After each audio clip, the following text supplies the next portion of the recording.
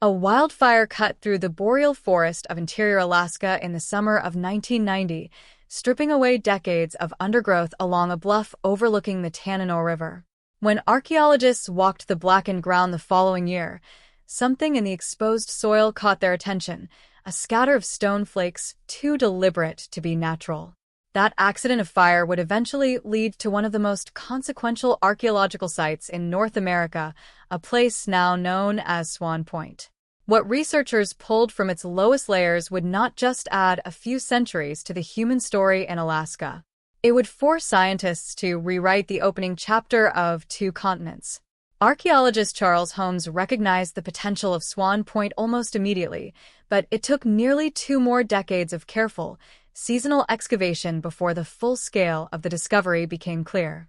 Between 2006 and 2013, a team led by Ben Potter of the University of Alaska Fairbanks dug down through layer after layer of sediment, each one a snapshot of a different era of human presence. At the very bottom, in a layer researchers call Component 4, they found something that didn't match the story anyone expected. It wasn't a scatter of debris left by a lost hunter passing through. It was a camp, hearths ringed with charcoal, animal bones deliberately positioned rather than randomly discarded, and dozens of tiny, razor-thin stone blades, known as microblades. These weren't crude tools. They were the product of a refined and specific manufacturing technique.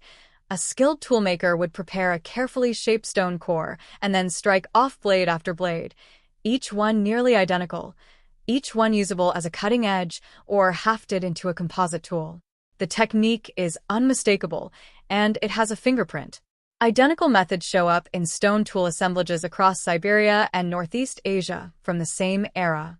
Radiocarbon dating placed the site at roughly 14,000 years before present, a number that lands squarely at the tail end of the last ice age, a time when the ground connecting Asia and North America was still dry and walkable. Potter's team didn't just find isolated tools. They found bones from wapiti, bison, and mammoth, ice age giants that no longer roam Alaska today, suggesting the people at Swan Point were not scraping by on the margins of survival. They were accomplished hunters, operating with sophisticated equipment, in one of the most punishing environments on the planet. The real shockwave came from comparing this date to the traditional timeline of American prehistory. For decades, the dominant model held that the first Americans belonged to the Clovis culture, identified by their distinctive fluted spear points first found in New Mexico, and that this culture represented the opening act of human presence in the Americas. Swan Point's oldest layer predates Clovis by roughly 1,000 years, and it sits not in the American Southwest, but far to the north, in the Alaskan interior. The people who built those hearths and knapped those microblades weren't newly arrived pioneers stepping tentatively into an empty land. They were already established. Alaska, at that point, was home. That single fact reframed the entire question archaeologists had been asking. If people were already settled in interior Alaska 14 millennia ago, who were they, and what happened to them? The answer to that question came not from stone tools, but from 2 small skeletons buried together in red-stained earth. In June of 2013, Potter's team was excavating a site called Upward Sun River, in the Tanana River Valley, when they uncovered a burial pit beneath a layer of ancient burned earth. Inside lay the remains of 2 infants, laid to rest together, the pit lined with red ochre, an iron-rich pigment used ceremonially by cultures across the globe for tens of thousands of years. Around the children, whoever buried them had placed hunting tools, antler rods, dart points, a carefully worked stone knife. This was not a hasty disposal. It was a farewell, complete with grave goods meant to accompany the children into whatever came next. Radiocarbon dating placed the burial at roughly 11,500 years old. One of the infants, a girl designated USR1, was so well preserved that her DNA survived intact enough for a full genome to be reconstructed. The sample eventually reached a laboratory led by Eske Willerslev at the University of Copenhagen, a scientist who had already built a career pioneering the recovery of ancient DNA from material frozen in permafrost for thousands of years. After years of painstaking analysis, the team published their results in the journal Nature in January of 2018. What they found upended the standard model of American population history. USR1's genetic lineage diverged from the ancestors of other Native American populations roughly 20,000 years ago, before any large-scale migration southward into the rest of the continent had even begun. Her ancestors then remained isolated in the north for thousands of years. She was not simply an early representative of the population that would go on to populate North and South America. She belonged to a separate branch entirely, one that split off early, stayed behind, and eventually left no clear trace in most living populations. The research team called this group the ancient Beringians.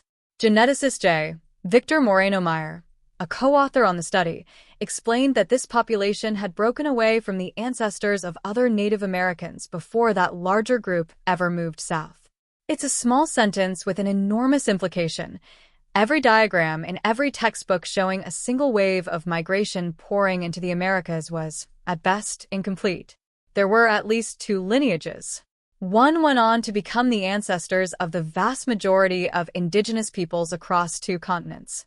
The other stayed in the north, lit fires, buried its children with reverence and tools for the afterlife, and then, over time, disappeared from the genetic record almost entirely. While the genetic story was unfolding in a Copenhagen laboratory, a very different kind of evidence was sitting preserved beneath a dry lakebed in the New Mexico desert, the same general region where the U.S. government would later test the first nuclear weapons.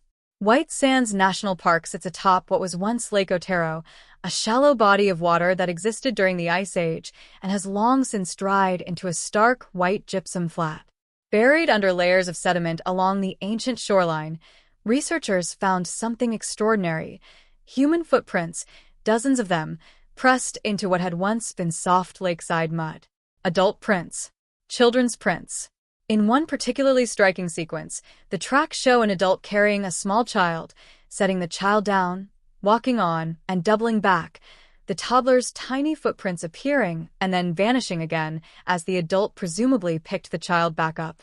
A team led by archaeologist Matthew Bennett of Bournemouth University analyzed the site and published their findings in the journal Science in September 2021. Using radiocarbon dating on aquatic grass seeds embedded directly within the footprint layers, they calculated an age of roughly 21,000 to 23,000 years, placing these footprints squarely within the last glacial maximum, the coldest and most extreme phase of the Ice Age, when massive ice sheets still buried much of Canada under ice more than a mile thick in places. According to the traditional migration timeline, nobody should have been south of that ice yet. The claim provoked immediate scrutiny. Critics pointed out that aquatic plants can absorb old carbon dissolved in groundwater, a phenomenon known as the reservoir effect, which can make radiocarbon dates skew artificially ancient. It was a fair and important objection, and Bennett's team took it seriously. In a follow-up study published again in Science in 2023, they returned to the site with 3 independent dating techniques: optically stimulated luminescence on sand grains layered above and below the footprints, radiocarbon dating of land-based conifer pollen with no reservoir contamination risk, and uranium-thorium dating of mineral crusts. All 3 methods converged on the same window, between roughly 21,000 and 23,000 years old. Kathleen Springer of the U.S. Geological Survey, one of the lead researchers, stated plainly that the evidence was robust and the dates were real. The geography makes this almost impossible to reconcile with older models. The ice-free corridor through the interior of Canada, long considered the likely route the first Americans used to travel south, didn't open until around 13,000 years ago.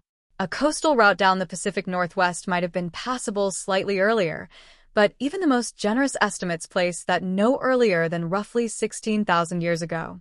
White Sands sits thousands of miles south of Alaska, and the footprints there predate both of those routes by thousands of years.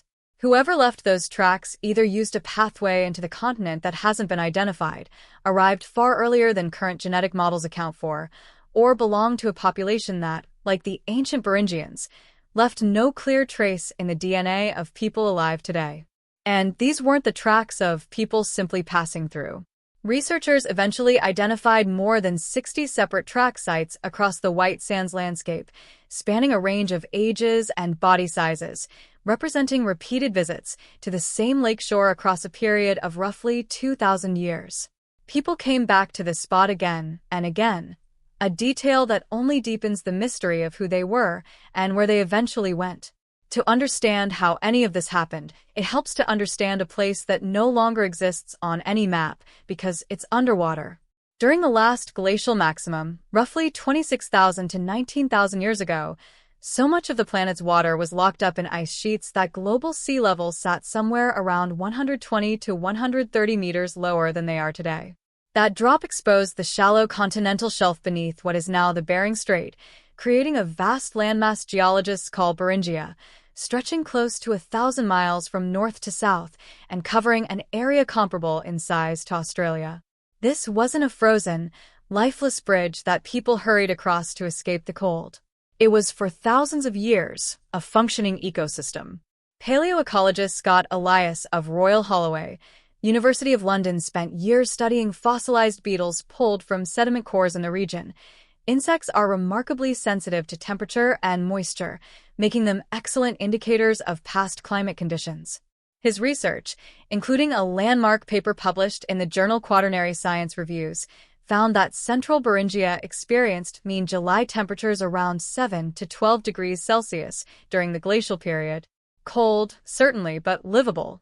The land supported what's often called mammoth steppe grassland, a productive landscape of grasses and flowering plants that sustained massive herds of mammoth, bison, wild horses, and other ice-age megafauna. This wasn't a corridor people sprinted across in a season. Geneticist John Hoffaker of the University of Colorado, working alongside Elias, published research in Science in 2014 proposing that the population that would eventually found the Americas likely sheltered in Beringia for somewhere between 8,000 and 15,000 years before any significant movement southward, a period now referred to as the Beringian standstill. To put that in perspective, 8,000 years ago, humans in the Middle East were only just beginning to build the earliest cities.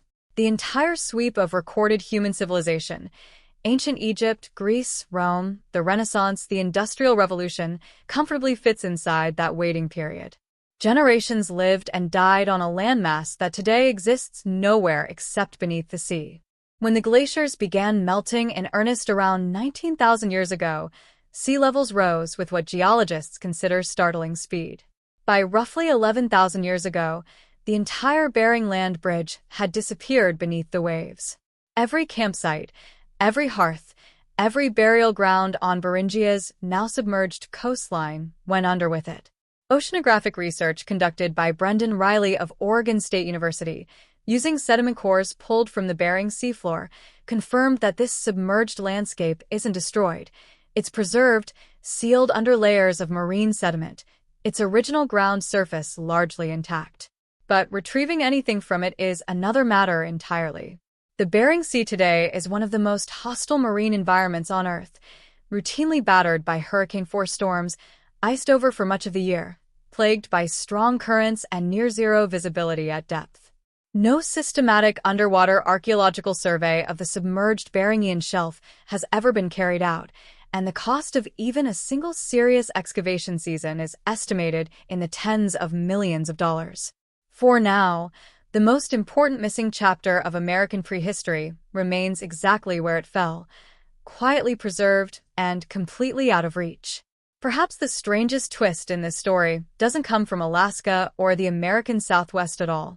It comes from the Amazon rainforest and from a genetic signal nobody expected to find there.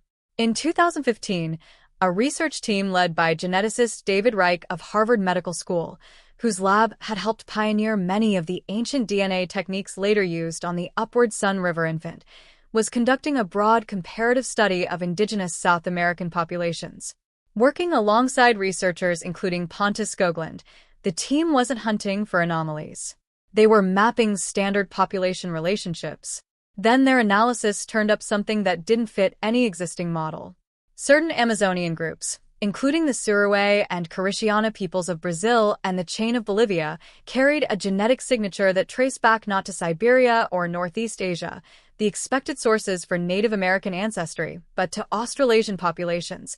the indigenous peoples of Australia, New Guinea, and the Andaman Islands, separated from the Amazon by an ocean and most of a planet. Reich and Skoglund published their findings in Nature in July 2015, naming the source of this mysterious ancestry, Population Y, after the word for ancestor in the Tupi language spoken in Brazil. The genetic contribution was small but statistically unmistakable, not noise, not contamination, but a real and measurable signal. How did ancestry connected to Australia and New Guinea end up in the Amazon rainforest?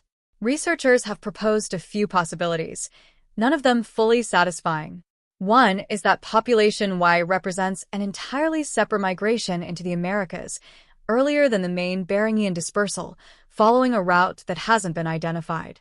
Another is that Population Y entered alongside the primary founding population through Beringia, but carried Australasian-related ancestry picked up much earlier during an ancient journey through Southeast Asia, meaning the genetic distinction existed long before anyone reached Alaska at all. A third, far more speculative idea is some form of direct trans-Pacific contact between Australasian populations and early South Americans. Most geneticists consider this the least likely explanation, though it hasn't been formally ruled out.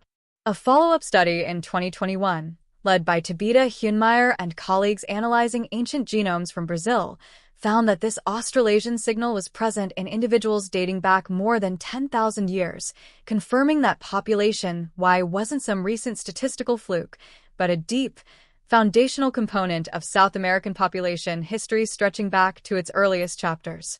Reich himself, writing in his 2018 book Who We Are and How We Got Here, described the results as genuinely surprising, noting that the ancestry of Native Americans is more complex than researchers had previously imagined, shaped by at least two, and quite possibly more, distinct founding populations. Taken together, these four discoveries don't just add detail to the story of the first Americans. They dismantle the old, tidy narrative and replace it with something far stranger and more human. Swan Point shows people thriving in interior Alaska 1,000 years before Clovis ever existed. The infants at Upward Sun River carried DNA from a population that split off from everyone else nearly 20,000 years ago and then largely vanished. The footprints at White Sands place people thousands of miles south of the ice at a time when the standard routes into the continent weren't even open yet. And Population Y reveals a genetic thread running from the Amazon rainforest back to the other side of the Pacific, carried by people who left no other trace of themselves anywhere on Earth. None of these findings are footnotes. Each one, on its own, would be enough to force a rewrite of a textbook chapter. Together, they point towards something archaeologists are only beginning to fully grapple with. The peopling of the Americas wasn't a single event, or even two. It was a long, layered, and still poorly understood process, involving multiple distinct populations, some of whom became the ancestors of hundreds of millions of people alive today, and others who lit fires, buried their children with care, walked barefoot across an Ice Age lakeshore, and then disappeared so completely that only faint statistical echoes remain in the DNA of people who never knew they existed.